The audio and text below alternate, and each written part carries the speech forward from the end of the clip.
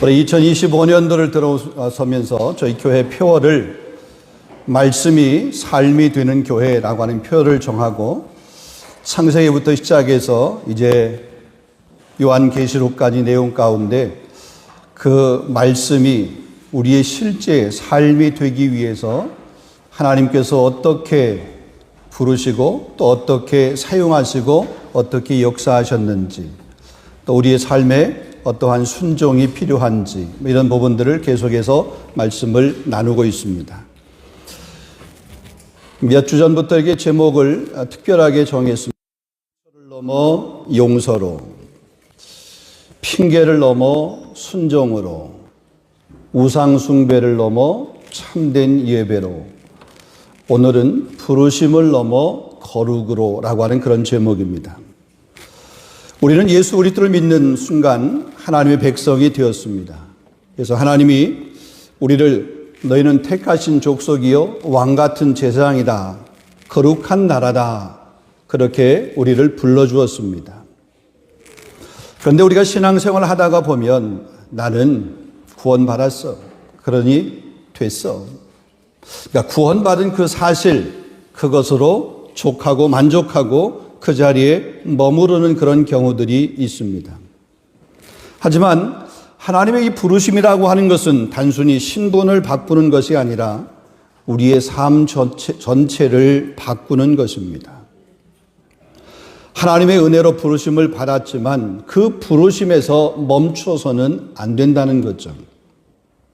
하나님은 우리를 거룩한 백성으로 부르셨고 그 거룩함을 삶 속에서 지속적으로 나타나며 살아가도록 그렇게 명령을 하셨습니다.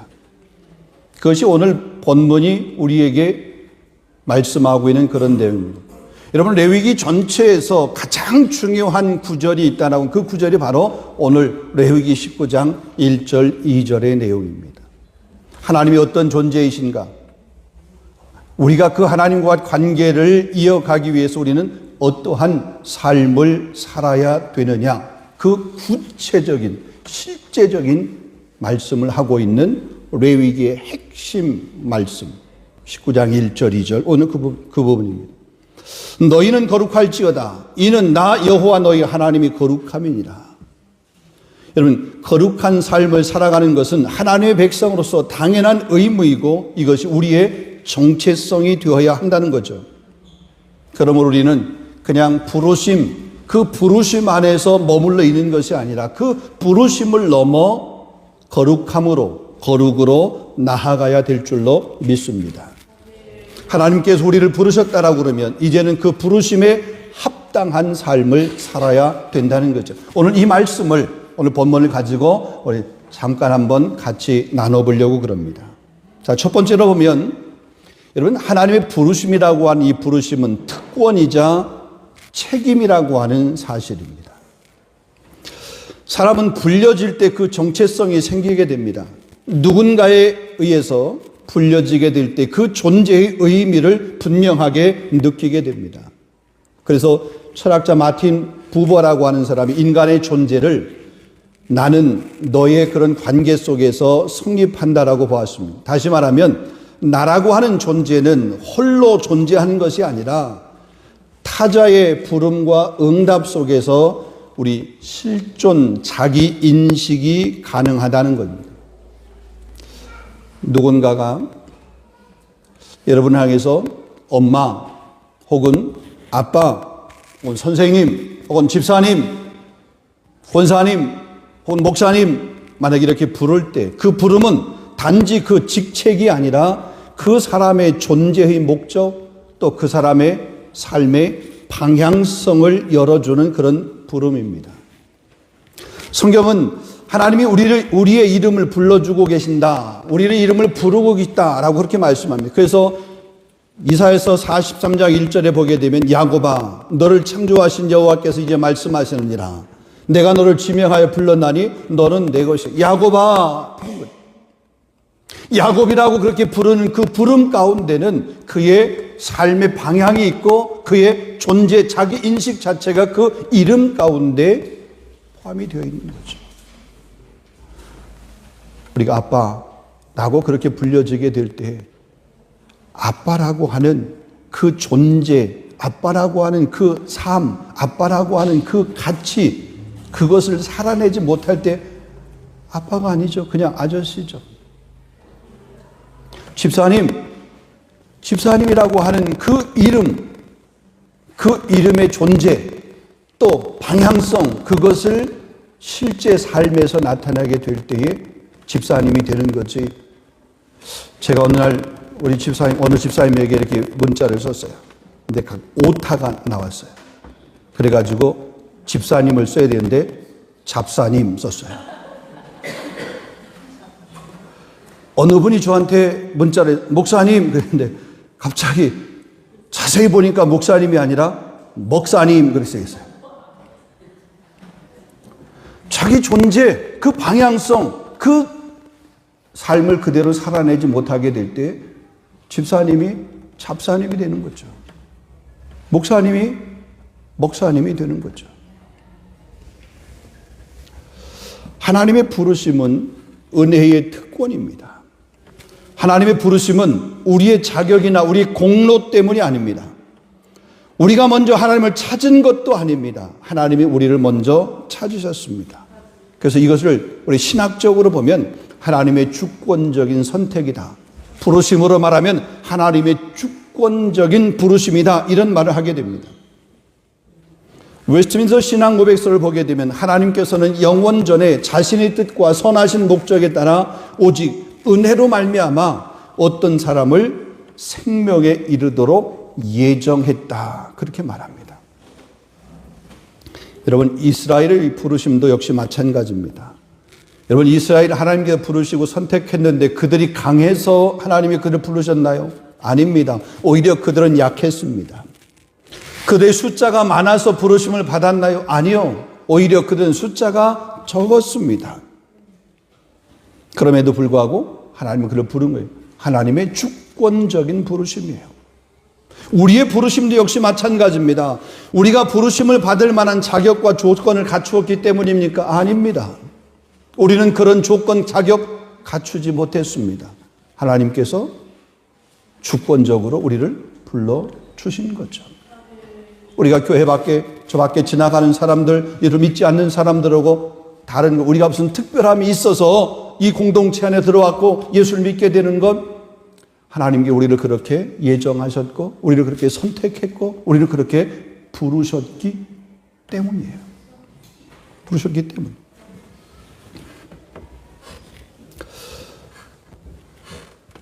에베소서 2장 8절 9절 말씀 보면 너희는 그 은혜에 의하여 믿음으로 말미암아 구원을 얻었나니 이것이 너희에게서 난 것이 아니요 하나님의 선물이라. 행위에서 난 것이 아니니 이는 누구든지 자랑하지 못하게 하려 함이라. 그러니까 하나님의 부르심은 전적인 은혜의 선택이다. 말할 수 없는, 그러기에 우리 말할 수 없는 그 특권을 우리가 얻은 것이다. 그런데 이 부르심에는 반드시 책임이 수반됩니다. 조건 없이 무조건적인 하나님의 선택, 어떻게 보면 하나님의 그 주권적인 선택을 우리가 받은 사람이지만 이 부르심을 받은 사람에게는 반드시 책임이 수반된다. 그 특권으로 끝나지 않는다. 책임이 동반된다는 거죠. 그것을 오늘 본문 2절에서 단호하게 우리에게 말씀하고 있는 거죠. 너희는 거룩할지어다. 이는 나 여호와 너희 하나님이 거룩함이니라. 하나님이 거룩하시기 때문에 그의 백성도 거룩해야 된다는 거죠. 우리가 그 특권을 받은, 부르심의 특권을 누린 사람에게 반드시 책임이 따르게 되는데 그 책임은 바로 거룩함, 거룩이라고 하는 겁니다. 여러분, 독일의 신학자 보네퍼가 은혜는 값싼 것이 아닙니다. 은혜는 당신의 전 존재를 요구하는 부르심입니다. 그랬어요. 그래서 하나님의 부르심은 특권이자 책임이다. 그 책임은 거룩함이다. 한번 따라 보겠습니다. 그 책임은 거룩함이다. 두 번째입니다. 여러분, 이 거룩함이라고 하는 것은 하나님의 백성의 삶의 방식입니다. 여러분, 거룩함이라고 말할 때 그 거룩함을 그냥 문자적으로 구별됨, 여러분, 이것 가지고는 좀 약해요. 그냥 구별됨이 아니라 닮아가는 거죠. 닮음. 많은 사람들이 거룩이라고 그러면 뭔가 의리의리한 종교적인 분위기나 혹은 특별한 사람들, 성직자의 삶들이나 혹은 죄 안 짓는 상태를 먼저 떠올리게 됩니다. 물론 이런 차원도 있습니다. 그러나 성경이 말하는 거룩은 단순히 죄에서 멀어지는 것이 아니라 하나님을 닮아가는 것입니다. 히브리 말로 그를 카도스이라고, 거룩이란 카도스이라고 하는 그런 말을 하는데, 이는 단순한 도덕적인 순결을 의미하는 것이 아닙니다. 하나님께 속한 것, 하나님의 목적에 따로 구별된 것 의미합니다. 그러게 거룩한 삶이라고 하는 것은 하나님의 뜻을 따르고 하나님의 성품을 닮아가고 하나님의 백성답게 살아가는 것, 그게 거룩함이에요. 우리의 삶의 모든 영역에서 이 거룩함이 드러나야 됩니다. 그것을 오늘 이 19장 전체의 내용을 보게 되면 그것을 말하고 있어요. 우리가 먼저 하나님과의 관계에서 거룩함을 드러내야 됩니다. 그게 본문 3절, 4절, 읽지 않습니다만 3절, 4절의 내용이에요. 한마디로 말하면 우상을 버리고 우상 숭배하는 것들을 버리고 하나님만 경배해야 된다. 여러분, 하나님과의 관계에서 거룩함만이 아니라 이웃과의 관계에서도 거룩함을 우리가 드러내야 됩니다. 그게 우리의 삶의 방식이라는 거예요. 오늘 보면 11절에서 18절까지, 레위기 19장 11절에서 18절까지의 내용입니다. 정직하게 살아야 되고 이웃과 원한을 품지 말아야 되는 것, 원수 맺는 것을 하지 말아야 된다는 거죠. 여러분, 더 나아가서 오늘 이 레위기 19장은 사회 속에서 거룩함을 드러내야 된다는 거예요. 우리가 믿는 사람으로 하나님과의 관계 속에서 거룩함만이 아니라 공동체 혹은 이웃과의 관계 가운데서 거룩함만이 아니라 사회 속에서 우리가 살아가고 있는 그 사회 속에서도 거룩함을 드러내야 된다. 그것을 오늘 성경에서 본 공정한 저울을 사용해야 된다. 옛날에 보게 되면 저울을 속이는 사람이 있었어요. 그죠? 뭔가를 이렇게 좀 계량하게 될 때에 그 계량하는 것. 그 저울을 무게를 좀 줄이기 위해서, 무게를 더 나가는 것처럼 하기 위해서. 제가 예전에 바닷가에 가서 이렇게 그 오징어, 이렇게 회 주문하면 나오잖아요. 아주 오래전 일인데, 한 10마리에 만약에 10,000원, 그렇게 흥정을 하고서 안에 들어가서 기다리면 10마리가 아니야. 한 9마리 정도. 이런 거잖아요. 그 공정한 저울을 사용하지 않는 거잖아요. 속이는 거, 눈속임 하는 거잖아요. 여러분, 공정한 저울을 사용해야 된다. 상식적이어야 된다. 혹은 정의를 행해야 된다. 우리 사회 속에서. 그렇기 때문에 이 레위기 19장에서 구체적으로 말하고 하나님과의 관계 가운데서 거룩해야 되고 이웃과의 관계 가운데서 거룩해야 되고 우리가 살아가고 있는 사회 속에서 거룩해야 된다는 거예요. 교회 안에서만 거룩한 모습을 나타내 보이는 것이 아니라 교회 밖에서도. 코람데오라고 하는 말이 있습니다. 하나님의 면전에서. 하나님이 어디 계세요? 예배당 안에만 계세요? 모든 곳에 계세요. 우리가 생활하고 있는 모든 삶의 영역 안에서 코람데오, 하나님의 면전에서 거룩함을 드러낼 수 있는 그런 모습. 여러분, 거룩함은 신앙인의 향기입니다. 거룩한 사람은 소리를 내지 않아도 그 삶으로 하나님을 보게 합니다. 왜? 그 거룩함이 향기이기 때문에 그 옆에 가면 그 향기가 나게 되는 거잖아요. 소리를 내서 내가 거룩함이 있어, 내가 거룩함이 있는 사람이야, 그것을 말로 얘기하지 않아도 그 옆에 가면 그 거룩의 향기가 나게 되는 거죠. 인문학자인 존 러스킨이 이런 말을 했습니다. 빛은 소리를 내지 않는다. 그러나 빛이 있으면 사람은 보게 된다. 빛이 소리는 없어요. 그러나 빛이 있으면 사람은 그 빛을 보게 되는 거죠. 거룩한 삶은 단순한 종교적 의무가 아니라 우리의 모든 삶 속에서 나타내야 되는 우리 부르심을 받은 하나님의 백성의 삶의 방식인 줄로 믿습니다. 마지막 세 번째입니다. 이 거룩은 날마다 옷 입어야 됩니다. 한번 따라하겠습니다. 거룩은 날마다 옷 입어야 한다. 예, 우리가 신앙생활 하다 보면 성도들 중에 이런 오해를 하는 분들이 간혹 있습니다. 내가 예수님을 믿기로 결단했으니 이제는 다 된 것 아닙니까? 혹은 수련회, 혹은 부흥회, 혹은 코스태 이런 때에 그렇게 울고 결단했는데 왜 아직도 똑같죠? 뭐 이런 이야기들. 여러분, 이런 질문을 하는 사람에게 유진 피터슨이 한 문장으로 명확하게 답을 했습니다. 거룩은 한 번의 열정적인 결단이 아니라 오랜 순종의 방향이다. 한순간의 감정이 아니라 같은 방향으로 오래 순종하는 삶이다 그랬어요. 이게 거룩이에요. 그래서 날마다 옷 입는 거죠. 다시 말해서 거룩은 한 번의 결심으로 완성되는 것이 아니라 하루하루 하나님의 말씀에 순종하며 나아가는 인격적인 그런 여정입니다. 음식을 매일매일 먹어야 되듯이 이런 거룩의 옷도 매일 그렇게 힘을 써야 된다.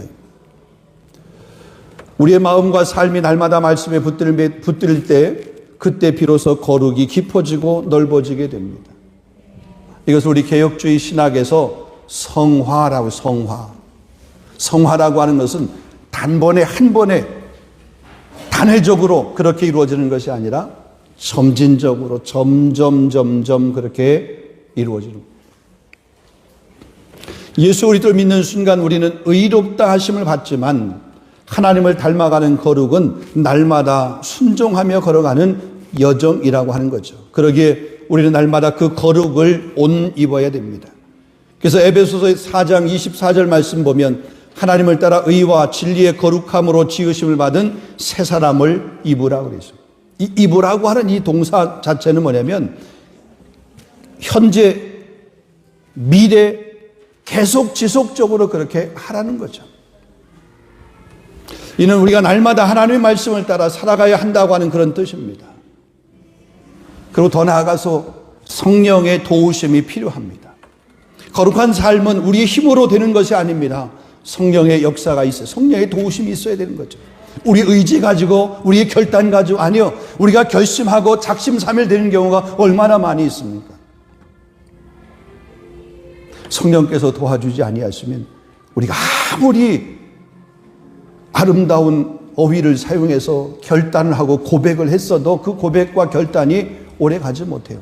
성령께서 함께 해주십니다. 성령이 도와주셔야 돼요. 성령이 이끌어 주셔야 돼요. 그래서 에베소 말씀이 뭐라고 그랬습니까? 술 취하지 말라. 이는 방탕한 것이니 오직 성령의 충만함을 입어라. 성령 충만을 사모할 수 있는 여러분 될 수 있기를 주님의 이름으로 축원합니다. 갈라디아서 5장 16절 말씀에도 바울은 이렇게 말합니다. 너희는 성령을 따라 행하라. 그리하면 육체의 욕심을 이루지 아니하리라. 우리가 성령의 인도하심을 따라 살아가게 될 때에 우리의 삶 속에서 거룩이 이루어지게 되고 거룩의 옷을 계속해서 입게 된다는 사실이죠. 여러분, 오늘 순종하지 않으면 거룩은 내일도 잘하지 않습니다. 누군가를 미워하지 않고 용서하기로 우리가 결심을 하고 결단을 하게 될 때, 때로 힘들지만 예배의 자리를 지키려고 그렇게 결심하고 결단하게 될 때, 우리가 말 한마디 이웃과 하면서도 그리스도인다운 그런 말을 하려고 애쓸 때, 때로 우리 주변 사람들과의 관계 가운데서 나를 불편하게 만드는 그런 사람이 있다 할지라도 그 사람을 품고 기도하려고 그렇게 결심하며 결단하게 될 때, 여러분, 이런 작은 선택 하나하나가 모아지게 될 때 그것이 거룩의 재료가 되는 거죠.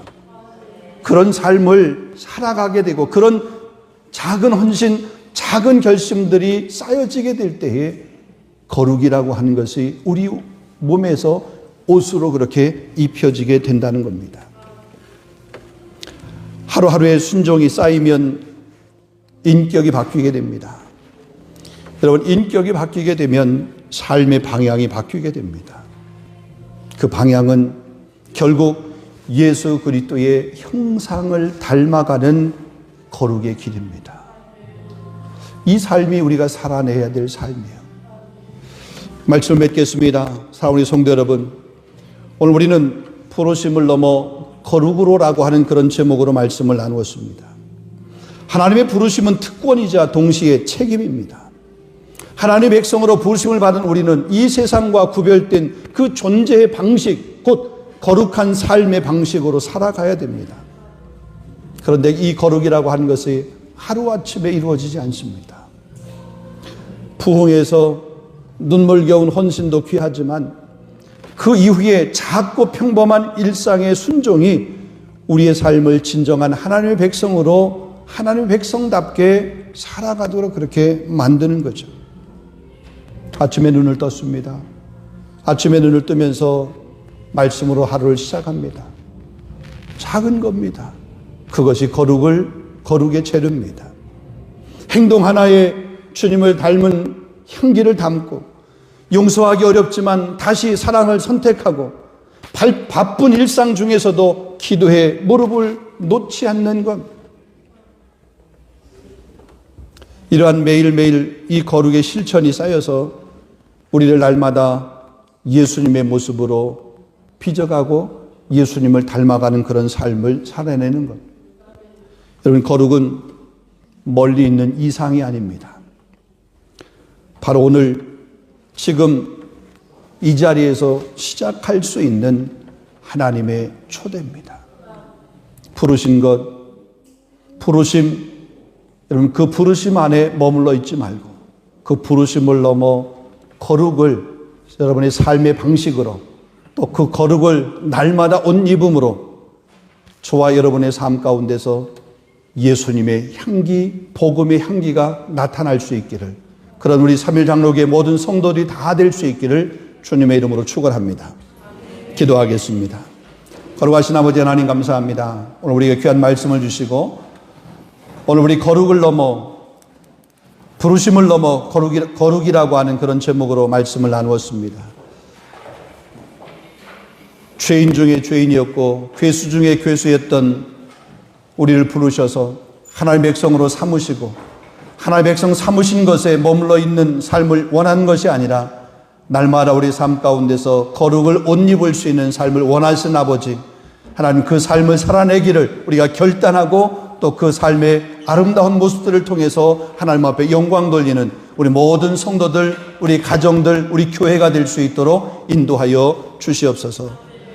하나님께서 내가 거룩하니 너희도 거룩할지어다 말씀하신 아버지 하나님, 오늘 우리가 거룩을 옷 입는 삶을 통해서 우리 열방 가운데, 이 세상 가운데, 우리 주변 가운데 예수의 향기를 나타낼 수 있는 그런 우리 모두가 다 되게 해 주옵소서. 예수 그리스도 이름으로 감사하며 기도하옵나이다. 아멘.